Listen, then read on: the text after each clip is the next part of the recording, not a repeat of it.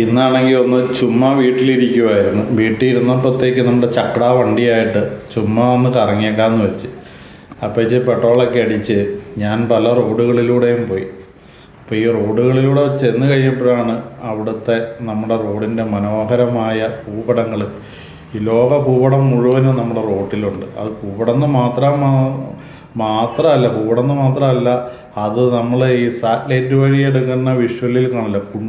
ഇങ്ങനെ കുഴിഞ്ഞ സ്ഥലങ്ങളും പൊങ്ങിയ സ്ഥലങ്ങളും മലനിരയൊക്കെ ആയിട്ട് കാലിലൊക്കെ കിടക്കുന്ന ചന്ദ്രനിലേക്ക് എന്ന് പറഞ്ഞ പോലെയാണ് നമ്മുടെ റോഡ്. വണ്ടി കയറിയിട്ട് അപ്പുറത്തോട്ട് ഓട് ഇപ്പുറത്തോട്ട് ഓട് ആ വയലടിച്ച് ഈ വയലടിച്ച് സാറിന് നമ്മൾ പറയും പാമ്പുകൾ പോകണമെന്ന് പറയില്ലേ, ഇവിടെയൊക്കെ അടിച്ച് പാമ്പായി പോണ ആൾക്കാർ എന്ന് പറഞ്ഞൊക്കെ കഷ്ടമായിട്ട് പോകേണ്ട അവസ്ഥയായിരുന്നു വന്നത്. അപ്പോൾ നമ്മളൊക്കെ എപ്പോഴും കാണുന്നത് നമ്മുടെ പൊതുപ്രവർത്തകർ എന്ന് പറഞ്ഞാൽ ഏത് രാഷ്ട്രീയ പാർട്ടി ആയിക്കോട്ടെ, അവർ പ്രതിജ്ഞയൊക്കെ ചൊല്ലി അധികാരത്തിൽ വരുന്നു, എല്ലാം ചെയ്യുന്നു. പക്ഷേ എന്നാൽ അവരൊക്കെ എന്ത് ചെയ്യുന്നു എന്നും കൂടെ നമുക്കൊന്ന് അറിയുന്നതിന് വേണ്ടി ഞാനൊരു വീഡിയോ എങ്ങോട്ടും ചെയ്യാം. ഞാൻ മാത്രമല്ല, നിങ്ങൾക്ക് എല്ലാവർക്കും ചെയ്യാം. കാരണം നമ്മുടെ പ്രദേശത്ത് നമ്മുടെ കയ്യിലിരിക്കുന്ന മൊബൈലിൽ നമ്മുടെ social media Facebook, YouTube, Instagram, ഇങ്ങനെ ഒരുപാട് സോഷ്യൽ മീഡിയകളുണ്ട്. അതിലെല്ലാം ഒന്ന് ഷെയർ ചെയ്യണം. നമ്മളൊക്കെ ഷെയർ ചെയ്തെങ്കിൽ മാത്രമേ നമുക്ക് സുഖമായിട്ട് നമ്മളൊക്കെ അതായത് വസ്തുവിൻ്റെ കര അടയ്ക്കുന്നുണ്ട്, കെട്ടിടത്തിൻ്റെ എല്ലാ കര അടയ്ക്കുന്നുണ്ട്. ചിലരെല്ലാവരും GST അടയ്ക്കുന്നവരാണ്. ഭൂരിഭാഗം പേരും GST ഒക്കെ കൊടുക്കുന്ന ആൾക്കാരാണ്.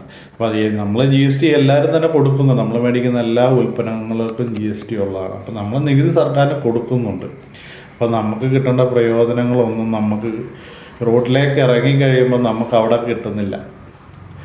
അപ്പോൾ അതൊക്കെ ഒന്ന് ഷെയർ ചെയ്യുവാണെങ്കിൽ നല്ലതാണ്. അതുകൊണ്ട് ഞാൻ എന്തായാലും ഒരു കാര്യം തീരുമാനിച്ച് ഇതൊന്നൊരു വീഡിയോ ഒക്കെ ആക്കി ഓരോ പ്രദേശം, ഓരോ പഞ്ചായത്ത്, 2-3 നമ്മുടെ അടുത്തുള്ള പഞ്ചായത്തുകൾ നമ്മൾ പോകുന്ന വഴികളിൽ കാണുന്ന കുഴികൾ ചിലരൊക്കെ ഉണ്ട് വാഴ നട്ട് വയ്ക്കുന്നു.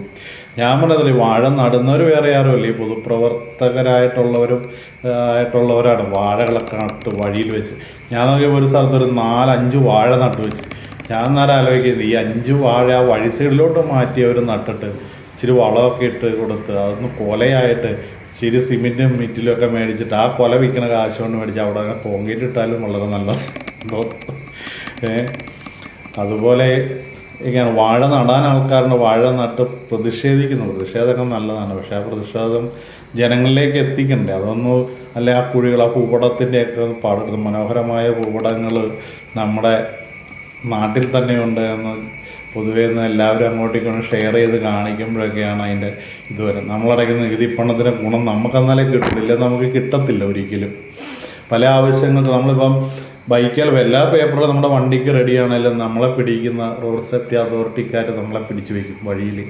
ഇവർ വന്നിട്ട് കൈ നടിച്ച് നിർത്തിയിട്ട് എങ്ങനെയാണ് 250 രൂപയെങ്കിലും അടപ്പിക്കാതെ അവന്മാർ നമ്മളെ വിടത്തില്ല. പിടിച്ചു പോട്ടെ 250 രൂപ മേടിച്ചിരിക്കും അവർ. ആ 250 നമ്മൾ കൊടുത്ത് സന്തോഷം കൊടുത്തിട്ട് പോകുന്നുണ്ട്.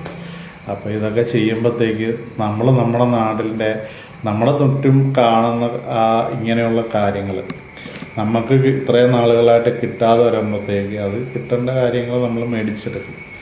എന്ന് പറഞ്ഞാൽ നമ്മുടെ റോഡുകളെങ്കിലും അത്യാവശ്യം ഒന്നും മെനയായി കിട്ടിയിരുന്നെങ്കിൽ നമുക്ക് സുഖമായിട്ട് സഞ്ചരിച്ച് പോകാൻ പറ്റും.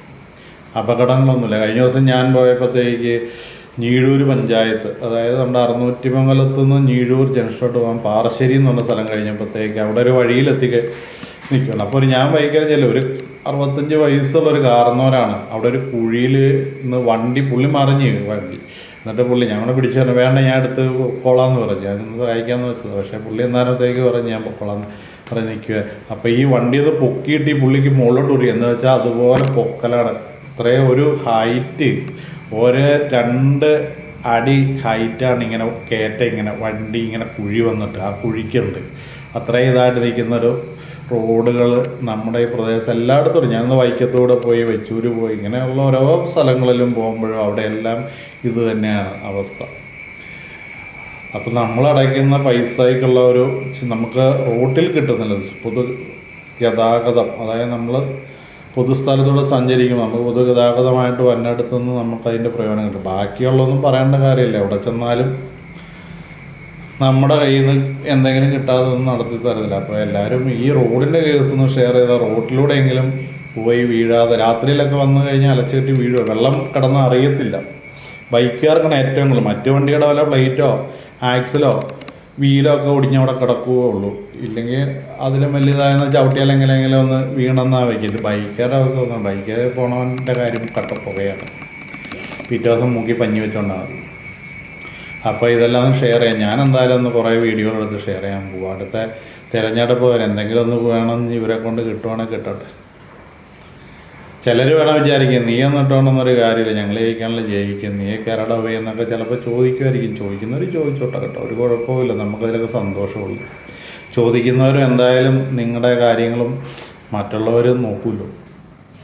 അപ്പം നിങ്ങൾ പൊതുപ്രവർത്തകനാണോ, ഏതെങ്കിലും പൊതുപ്രവർത്തന നിൽക്കുന്നതാണെന്നൊക്കെ അവർ ചിന്തിച്ചോളൂ. നമുക്കതിലൊന്നും ഒരു കുഴപ്പമില്ല. ഞാനൊരു പൊതുപ്രവർത്തന രംഗത്തുമില്ല, ഒന്നുമില്ല. നമ്മൾ വഴിയെ പോകും. നമുക്ക് അടയ്ക്കുന്ന നികുതിയുടെ ഒരു അംശം, അതായത് നമ്മൾ റോഡെങ്കിലും മര്യാദയ്ക്ക് കിട്ടണം എന്നുള്ള ആഗ്രഹം. ബാക്കിയുള്ളതൊന്നും ഇവരൊന്നും നമുക്ക് കിട്ടണ്ട. ഈ സർക്കാരിൻ്റെ ഭാഗത്തുനിന്ന്, സർക്കാരെന്ന് പറഞ്ഞാൽ നമ്മളുണ്ടാക്കി വെച്ച സാധനങ്ങൾ സർക്കാർ കേട്ടോ, ഇവരൊന്നും നമുക്ക് കിട്ടുന്ന നിർബന്ധമൊന്നുമില്ല.